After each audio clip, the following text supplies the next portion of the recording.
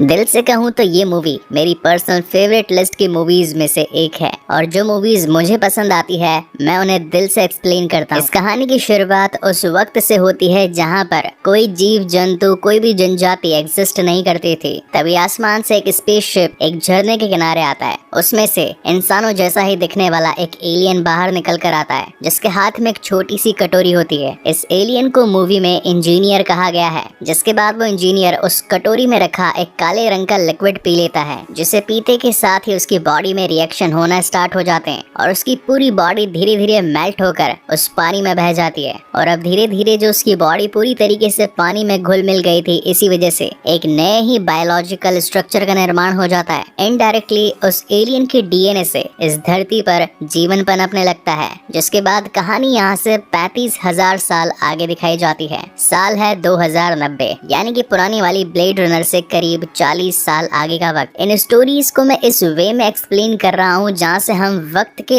आगे बढ़ते बढ़ते सालों को एक्सप्लोर करते जा रहे हैं। जहाँ पर कहानी 1987 यानी कि फर्स्ट वाली प्रीडेटर से आज 2090 तक पहुँच चुकी है और आगे तो अभी हजारों सालों का एक बड़ा टाइम जंप आना बाकी है। Well, coming back to the main story, इस वक्त हम एक कपल को देख पाते हैं जिनका नाम होता है डॉक्टर एलिजाबेथ शॉ और उनका बॉयफ्रेंड डॉक्टर चार्ली। ये लोग अपनी रिसर्च करते करते एक गुफा में पहुंच चुके होते हैं जहां पर इन्हें कई सारे चित्र दिखाई पड़ते हैं जिनमें इंसान अपने से काफी बड़े साइज के लोगों की पूजा कर रहे थे। साथ ही इन चित्रों में इंसानों का आसमान में उन तारों की और इंडिकेशन था जो कि इस धरती से कई ज्यादा दूर थे। जिसके बाद अब ये सारी इंफॉर्मेशन को अपनी टीम में बांट रहे थे और यहाँ पर ये बताया जा रहा था कि आज से 35,000 साल पहले के लोग भी इस बात को जानते थे कि इस दुनिया के बाहर भी एक दूसरी दुनिया है। हालांकि टेलीस्कोप और बड़े बड़े यानों का इन्वेंशन तो इन्हीं सालों में हुआ है और पृथ्वी से बाहर निकलने पर हमें ये बात पता चली थी कि दूसरी दुनिया में भी जीवन यापन पॉसिबल है। तो फिर इतने टाइम पहले आखिर इन लोगों को ये बात कैसे पता चल गई? ऐसे चित्र पिछले कई सदियों में अलग अलग देशों में अलग अलग जगहों पर मिले हैं। उस वक्त तो किसी से कम्युनिकेशन करने का कोई सिस्टम भी नहीं था, तो आखिर इन पुराने लोगों को ऐसी सेम घटनाएं कैसे पता चली? इन सभी चित्रों में, ड्राइंग्स में, पेंटिंग्स में बस यही जिक्र था कि ऊपर से दूसरी दुनिया के लोगों ने आकर इस धरती को एक नया वरदान दिया। फाइनली ये लोग इस कंक्लूजन पर पहुंचते हैं कि जिसने भी हम इंसानों को बनाया वो चाहते हैं कि हम उन तक पहुंचकर उनका धन्यवाद करें और साथ ही उनसे इस जीवन की उत्पत्ति का रहस्य भी जाने। जब इन पुराने सारे चित्रों को जूम करके देखा जाता है तो यहाँ पर इन्हें ये पता चलता है कि जिस वक्त ये इंसान उंगली को आसमान में उठाकर पॉइंटिंग कर रहे थे तो वो ग्रह था LV-223 जो कि एक अलग ही सौर मंडल के अंदर था। अब इस पूरी टीम को जो सारी इंफॉर्मेशन मिल रही थी, ये पूरी टीम वेलेंट कॉर्पोरेशन के लिए ही काम कर रही थी। और इस कहानी में एक और इंटरेस्टिंग कैरेक्टर भी है जो कि हमने डॉक्टर स्ट्रेंज मूवी में एज ए वांग देखा था। यहाँ पर पीटर वेलेंट इन सभी के सामने आते हैं जो कि इस वक्त एक होलोग्राफिक इमेज में होते हैं। इनका ड्रीम था जीवन की उत्पत्ति के रहस्य को पता लगाना कि आखिर धरती पर ये जीवन पनपा कैसे, आखिर कैसे अलग अलग जीव जंतुओं में जान आई और हम सभी क्रिएट हुए। और यही रीजन था कि पीटर वेलेंट उन 17 लोगों की टीम को प्लेनेट LV-223 पर भेजने के लिए रेडी थे। अब इस प्रोसेस को कंप्लीट कर लेने में करीब 3 सालों का वक्त लगता है। जिसके बाद ये सभी उस प्लेनेट की ओर अग्रसर हो जाते हैं। इनके पूरे सफर में ये क्रायोजेनिक स्लीप में थे कि कहीं ज्यादा साल न लग जाए या कहीं ज्यादा वक्त न लग जाए और ये बूढ़े ना हो जाए। और इस काम को मॉनिटर कर रहा था एक एंड्रॉइड रोबोट जिसका नाम था डेविड। इसकी पूरी फिजिक एक ह्यूमन जैसी ही थी और अगर पुरानी मूवीज से इसका रेफरेंस दूं तो ही इज अ रेप्लिकेंट जिसके पास इंसानों से ज्यादा सोचने समझने और शरीर में ज्यादा ताकत थी। अब धीरे धीरे करके वो वक्त आ चला था जब ये सभी उस प्लेनेट के करीब तक पहुंच चुके थे। तब इन सभी के स्लीपिंग चेम्बर्स भी खुलने लगते हैं और हर कोई अपनी नींद से जागने लगता है। अब इस ग्रह के इंस्पेक्शन में इन लोगों को ये पता चलता है कि ये तो पूरी तरीके से एक बंजर ग्रह है। दूर दूर तक किसी भी जीव जंतु का नामो निशान नहीं। लेकिन तभी ऊपर से इन्हें एक पिरामिड की शेप का एक स्ट्रक्चर दिखाई पड़ता है। तो ये सभी वहाँ जाकर वहाँ से कुछ इन्फॉर्मेशन निकालने का सोचते हैं, मगर इन्हें क्या पता था कि वहाँ पर ये अपनी जिंदगी की सबसे बड़ी गलती करने जा रहे थे। फिर धीरे धीरे करके वो अपना शिप वहाँ की धरती पर लैंड करते हैं, जिसके बाद उस एनवायरनमेंट के लिए बनाए गए प्रॉपर तरीके के गैजेट्स में बैठकर ये सभी उस पिरामिड वाले स्ट्रक्चर में जाने लगते हैं। इस मूवी में अपने थॉर मूवी वाले हाइमडाल भी हैं, जो कि इस कहानी में बीइंग अ पायलट का रोल निभा रहे हैं। ये सभी एक एक करके उसमें अंदर जाने लगते हैं। तभी डेविड को वहाँ पर एक ग्रीसी लिक्विड दिखाई पड़ता है। इन लोगों के पास इस वक्त हाई टेक्नोलॉजी के गैजेट्स थे, जिनकी मदद से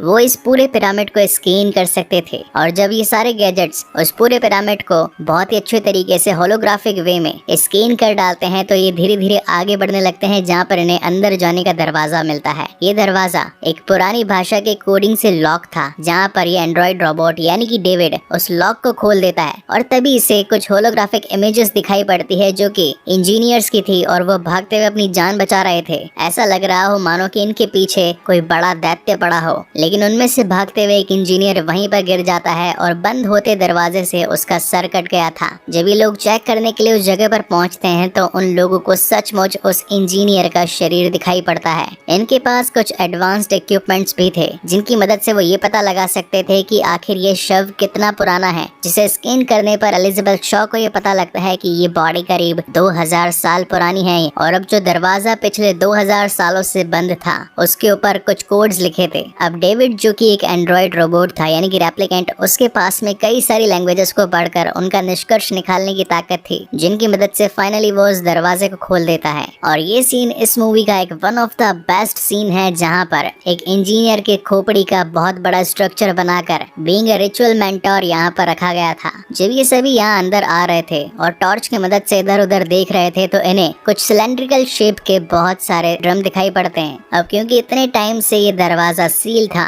और यहाँ पर एयर कंडक्ट नहीं हो रही थी, लेकिन जैसे ही इन लोगों के आने से यहाँ का दरवाजा खुला, तो इस कमरे की दीवारों में जो ऊपर चित्र बने थे वो हिलने लग गए थे। ऐसा लग रहा हो मानो कि जैसे उनके अंदर भी कोई जान थी। और जो सिलेंड्रिकल ड्रम्स वहाँ पर पड़े थे, उनमें से एक ब्लैक कलर का लिक्विड निकलने लगता है। इस मूवी में इस लिक्विड को नाम दिया गया है ब्लैक गू। ये पॉटी वाला गू नहीं है, इस गू में लाइफ छिपी है। तभी प्लेन में बैठा पायलट इन लोगों को बताता है कि इस ग्रह का माहौल धीरे धीरे खराब होता नजर आ रहा है। दूर से एक बवंडर हमारी ओर चलता आ रहा है, तो जितना हो सके उतना जल्दी तुम सभी इस पिरामिड से बाहर निकलकर मेरे साथ यहाँ से निकलो। मगर एलिजाबेथ अपनी इतनी बड़ी रिसर्च यूं ही खाली ज़ाया नहीं जाने दे सकती थी, इसीलिए वो उस इंजीनियर का सर अपने साथ ले जाती है। वहीं सभी लोगों से छिपकर वो एंड्रॉइड रोबोट एक सिलेंडर को अपने साथ ले लेता है। अब ये लोग इतनी जल्दी में निकले थे कि इन्हें ये भी नहीं पता था कि कौन कौन साथ में आया है और कौन नहीं। तभी इन्हें पता चलता है कि 2 लोग तो पीछे ही छूट गए। तभी शिप के कमांडर ये बताते हैं कि तुम टेंशन मत लो, इस वक्त एक जोरदार तूफान आ रहा है, इसलिए अगले दिन हम तुम्हें रिट्रीव कर लेंगे। वहीं सीन शिफ्ट होता है लैब में, जहाँ पर उस खोपड़ी के ऊपर रिसर्च चालू हो चुकी होती है, जिसे कि डॉक्टर शॉ उस पिरामिड से लाई थी। इस सर के ऊपर हेलमेट जैसा एक कवच बना था, और जब उस कवच को हटाया जाता है तो वो फेस भी एक इंसानों के फेस जैसा ही लग रहा था। लेकिन तभी वो हिलना स्टार्ट कर देता है। ऐसा लग रहा हो कि वो किसी दर्द से जूझ रहा हो, और देखने पर ऐसा लग रहा था कि उसके सर से जरूर कुछ तो निकलेगा। इसलिए वो लोग उसे एक सील टाइट चैम्बर में कैद कर देते हैं, और तभी वो सर फट जाता है। कुछ टाइम बाद में जब उसके डीएनए को एनालाइज किया जाता है, तो पता चलता है कि इंजीनियर्स का डीएनए और इंसानों का डीएनए सेम है, यानी कि उन्हीं की वजह से हम इंसानों की उत्पत्ति हुई। और हो सकता है कि शायद ये कभी हमारे पूर्वज हुआ करते होंगे। सीक्रेटली डेविड किसी के साथ बात कर रहा था, लेकिन किससे बात कर रहा था वो इस वक्त पता नहीं चलता। जिसके बाद डेविड उस सिलेंडर में से कुछ ट्यूब्स को बाहर निकालता है, और उन ट्यूब्स के अंदर भी एक अलग टाइप का ब्लैक गू था, जिसकी एक बूंद निकाल कर वो चार्ली के पास पहुंचता है और उसे पूछता है कि आपको बनाने वाले का मकसद क्या है। क्या आप उससे पूछना चाहोगे कि उसने आपको इस दुनिया में क्यों लाया? तो चार्ली उसे यूं ही हंसते हुए कह देता है कि मैं किसी भी हद तक जाऊंगा। वहीं डेविड चार्ली को बिना पता लगे उसकी ड्रिंक में उस बूंद को मिला देता है, और चार्ली भी उससे बातें करते करते उस ड्रिंक को पी जाता है। वहीं सीन शिफ्ट होता है उन दोनों पीछे छूटे हुए साइंटिस्ट पर, जो कि इस वक्त भी पिरामिड में थे। ये दोनों यहाँ पर काफी सारी डेड बॉडीज को देख पाते हैं, और सिर्फ ये सोचते हैं कि अगर इनका ये हाल हुआ है तो कभी हमारा भी हो सकता है, इसलिए जितना जल्दी हो सके हमें यहाँ से निकलना होगा। और अब क्योंकि उनसे भी सिलेंड्रिकल शेप से एक काले गिरीस जैसा लिक्विड बह चुका था, तो उसी लिक्विड में से एक सांप जैसा जंतु उनके सामने आता है। वो साइंटिस्ट उसके पास आकर उसका बिहेवियर समझने की कोशिश करता है, लेकिन तभी वो सांप जैसा एलियन उसके सूट को फाड़ कर उसके अंदर चला जाता है और फिर उसके हेलमेट में इंसर्ट होकर उसे ही नुकसान पहुंचाने की कोशिश करता है, मगर दूसरा साइंटिस्ट उसे बीच में से चाकू से काट देता है। अब एलियंस के खून की यही खास बात थी कि ये जिसको भी टच करते हैं वो चीज पिघल जाती है और उस सांप की कटी पूंछ से निकला खून दूसरे वाले साइंटिस्ट के हेलमेट को पूरी तरीके से पिघला देता है। वहीं सीन शिफ्ट होता है उनके प्लेन में, जहाँ पर हम देख पाते हैं कि चार्ली और उसकी गर्लफ्रेंड शॉ यहाँ पर इंटीमेट होने लगते हैं। अगर देखा जाए तो ये सब कुछ उन बातों की वजह से हुआ था जो कि उस डेविड ने आकर इससे बोली थी, उत्पत्ति का रहस्य क्या है। तो ये भाई साहब उत्पत्ति का रहस्य ढूंढने के लिए एलिजाबेथ शॉ के पास पहुंच गए थे। वेल सीन शिफ्ट होता है नेक्स्ट मॉर्निंग और जब डेविड अपने आप को कांच में देखता है तो उसे अपनी बॉडी के अंदर कुछ चेंजेस आते दिखाई पड़ते हैं, जिसके बाद ये सभी उस पिरामिड में अपने बाकी दोस्तों को बचाने के लिए निकलते हैं। लेकिन उन दो में से एक की तो जान जा चुकी थी और दूसरे की हालत काफी ज्यादा खराब थी, जिसके बाद ये सभी उसे अपने शिप में लाने लगते हैं। मगर डेविड को वहाँ से और भी ज्यादा इन्फॉर्मेशन जुटानी थी, इसी वजह से वो उस पिरामिड के अंदर और आगे चला जाता है, जिसके बाद वो एक सर्कल शेप के कंट्रोल रूम में पहुंचता है, जहां पर उसे ये पता चलता है कि ये कोई पिरामिड नहीं बल्कि इन एलियंस का एक स्पेसशिप था। गलती से डेविड के हाथों से उस कंट्रोल रूम के कुछ बटन्स प्रेस हो जाते हैं, जहां से अगेन एक होलोग्राफिक इमेज उसके सामने आती है और यहाँ पर उसे पता चलता है कि इन इंजीनियर्स का अगला निशाना तो हमारी पृथ्वी थी और इनकी शिप में जो इतना सारा ब्लैक लिक्विड है वो दरअसल इनका एक बायो वेपन था, जिसकी मदद से चाहे तो ये किसी प्लेनेट को एक जीवन प्रदान कर सकते हैं या फिर उसे पूरी तरीके से खत्म भी कर सकते हैं। जिसके बाद कंक्लूजन पर डेविड पहुंचता है कि जरूर ये इंजीनियर्स अपनी बनाई गई संरचना यानी कि इंसानों से खुश नहीं होंगे और इसी वजह से वो इन्हें मिटाने के लिए निकले होंगे। साथ ही डेविड वहाँ पर एक स्लीपिंग चैम्बर को भी देख पाता है, जिसके अंदर इस वक्त एक इंजीनियर सो रहा था, माइट भी 2000 सालों से। यहाँ चार्ली की हालत काफी ज्यादा खराब होती जा रही थी। वो ना तो ठीक से चल पा रहा था और बल्कि उसके शरीर में दर्द भी हो रहा था। उसका पूरा फेस मानो काला काला सा हो चुका था। ऐसा लग रहा था कि सारे नसों में खून की जगह कोई काला द्रव्य दौड़ रहा हो। इसी वजह से शिप की कमांडर उसे अंदर आने से मना कर देती है। एलिजाबेथ उसे बार बार कहने लगती है कि ये मेरा पति है, हम इसे यहाँ पर नहीं छोड़ सकते, इसे तो हमें अंदर लेना ही होगा। लेकिन चार्ली खुद भी कहने लगता है कि शायद मैं किसी चीज से इन्फेक्टेड हो चुका हूँ, इसलिए मुझे यहीं पर जलाकर खाक कर दो। तब कमांडर वहाँ से एक फ्लेयर गन लाकर चार्ली को वहीं जला देती है। हालांकि एलिजाबेथ को काफी बुरा लगता है, लेकिन वो अपने साथ किसी इन्फेक्शन को नहीं ले जाना चाहते थे। जिसके बाद वहाँ से आए हर शख्स को एनालाइज किया जाता है, जिसमें ये पता चलता है कि एलिजाबेथ 3 महीने की प्रेग्नेंट है। ये बात सुनकर तो एलिजाबेथ काफी ज्यादा शॉक हो जाती है, क्योंकि उसने तो इंटीमेसी एक रात पहले ही करी थी। तभी डेविड बताता है कि ये कोई इंसानी बच्चा नहीं बल्कि एक एलियन है, इसीलिए वो इतना जल्दी बड़ा हो रहा है। जहाँ पर एलिजाबेथ कहती है कि इसे तुरंत मेरे शरीर से निकालो, मगर डेविड ऐसा नहीं करता, बल्कि उल्टा उससे कहता है कि इस जीव को हम पृथ्वी पर लेकर जाएंगे और उसे एनालाइज करके दूसरे जीवों का रहस्य जानेंगे। लेकिन एलिजाबेथ को इतना पेन हो रहा था कि वो अपने आप को उस दर्द से छुटकारा दिलाने के लिए उसे बेहोश करके एक लैब में एंटर कर जाती है। उस लैब में एक ऐसी मशीन थी जो कि पूरी बॉडी में कहीं पर भी कोई भी प्रॉब्लम को स्कैन करके उसका हैंड टू हैंड सोल्यूशन निकाल देती थी। जहाँ पर एलिजाबेथ इमरजेंसी डिलीवरी को एक्सेस करके उस मशीन के लेजर से अपना पेट काट कर उस एलियन को बाहर निकलवाती है। अब कहीं वो एलियन उसे नुकसान ना पहुंचा दे, इसी वजह से वो उसे जहरीली गैसेस की मदद से वहीं पर खत्म कर देती है। वहीं सीन शिफ्ट होता है उस साइंटिस्ट पर जो कि एक रात पहले उस पिरामिड में छूट गया था। अब उसकी पूरी बॉडी भी चेंज हो चुकी थी, क्योंकि उस पर भी वहाँ की हवा और उस ब्लैक गू का असर हो चुका था। इस वक्त उसमें इतनी ताकत आ चुकी थी कि वो अपने ही साथियों को उठा उठा कर फेंक रहा था और मानो कि उसका अपने शरीर पर कोई काबू ही नहीं था।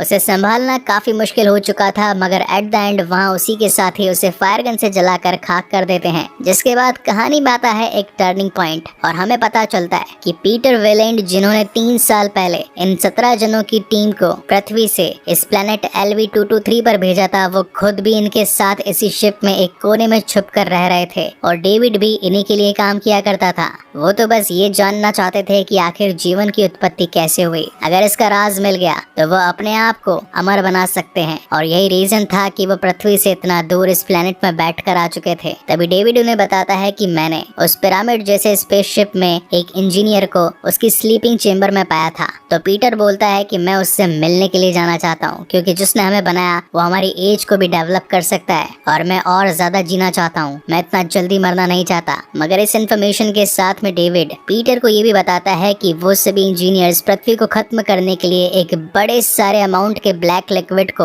अपने स्पेसशिप में भरकर धरती पर लाने वाले थे। अगर वो जिंदा हो गया और उसने हमारी पृथ्वी को खत्म करने के लिए उस ब्लैक गू का इस्तेमाल किया तो हम क्या करेंगे। मगर इस वक्त पीटर को कुछ भी नहीं सूझ रहा था और उसे तो अपनी एज बढ़ाने के लिए उस इंजीनियर से मिलना था। यहाँ तक कि एलिजाबेथ भी उसे मना करती है, मगर पीटर के आगे किसी की नहीं चलती। जिसके बाद वो अपनी एक सीक्रेट टीम के साथ में उस इंजीनियर के पास पहुंचता है। अब क्योंकि डेविड को एलियंस की लैंग्वेज धीरे धीरे समझ में आ चुकी थी, इसी वजह से वो उसका स्लीपिंग चैम्बर खोलकर उसे जगा देता है। जागने के बाद इंजीनियर्स अपने सामने उन दोनों को देख पाता है और ये सोचने लगता है कि आखिर वो इस वक्त कौन से ईयर में है। उन एलियंस की लैंग्वेज समझ पाने पर डेविड उस इंजीनियर से बातें करता है। ये देखकर वो काफी खुश होता है कि उसकी क्रिएशन आज इतनी ज्यादा डेवलप हो चुकी है कि अपने प्लेनेट को छोड़कर इस प्लेनेट तक पहुंच चुकी है। वो उससे और भी बातें करना चाहता था, लेकिन लालची पीटर उसे अपनी एज बढ़ाने के लिए बोलता है। ये सब कुछ सुनकर तो इंजीनियर को गुस्सा आ जाता है और वो डेविड का सर तोड़कर उसे ही मारने लगता है और फिर निकल पड़ता है पृथ्वी की ओर, क्योंकि उनका लास्ट मिशन यही था कि उन्हें पृथ्वी को खत्म करना है।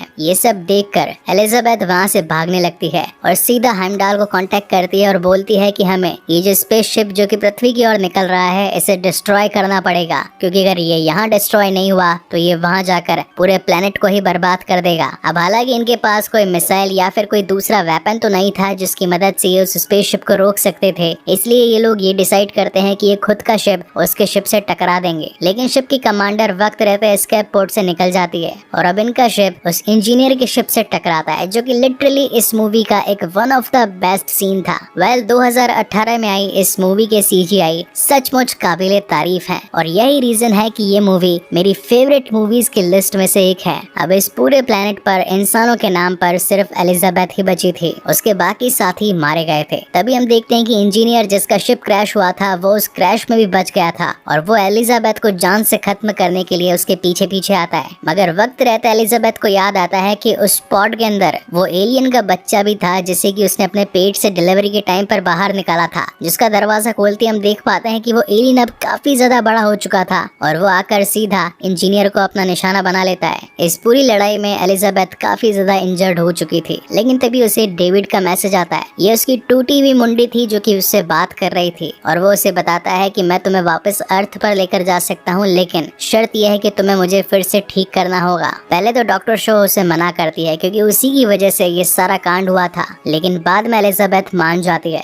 उसका मोटिव था जिंदा रहना, मगर वो अर्थ पर न जाकर इंजीनियर्स के ग्रह पर जाना चाहती थी और ये पता लगाना चाहती थी कि आखिर क्यों ही उन्होंने इंसानों को बनाया और फिर उन्हें डिस्ट्रॉय भी करने वाले थे। जिसके बाद कहानी के एंड में हम ये लोग देख पाते हैं कि एलिजाबेथ और डेविड उन्हीं इंजीनियर्स के एक दूसरे शिप की मदद से वहाँ से निकल जाते हैं और इसी के साथ ये मूवी यहीं पर खत्म होती है। लेकिन इस मूवी के पोस्ट क्रेडिट सीन में हम ये देख पाते हैं कि जिस बड़े एलियन ने इंजीनियर को इन्फेक्ट किया था उसकी बॉडी से एक नए प्रजाति का एलियन जन्म लेता है जिसे कि जेनोमॉर्फ कहा जाता है और बेसिकली ये वही एलियन होता है जिसे कि हमने एलियन वर्सेस प्रीडेटर की मूवी में भी देखा था। और इसी के साथ ये शानदार कहानी यहीं पर खत्म होती है। इसका नेक्स्ट पार्ट मैं जल्द ही लेकर आऊंगा जहाँ पर हमें एलिजाबेथ की फ्यूचरिस्टिक स्टोरी देखने को मिलेगी। जाने से पहले इस वीडियो को लाइक शेयर और कमेंट जरूर कीजिएगा और अगर पहली बार इस चैनल पर आए हैं तो इसे सब्सक्राइब भी जरूर कीजिएगा। और एक और छोटी सी रिक्वेस्ट, इंस्टाग्राम पर भी अगर फॉलो नहीं किया है तो उस पर भी फॉलो कर लेना। अब यार सारे कमेंटर्स को हार्ट देता हूँ और सारे DM करने वालों को रिप्लाई देता हूँ, तो मेरी इतनी सी तो रेस्पेक्ट करनी चाहिए। तब तक के लिए कीप वॉचिंग, स्टे सेफ, मिलते हैं अगले वीडियो में।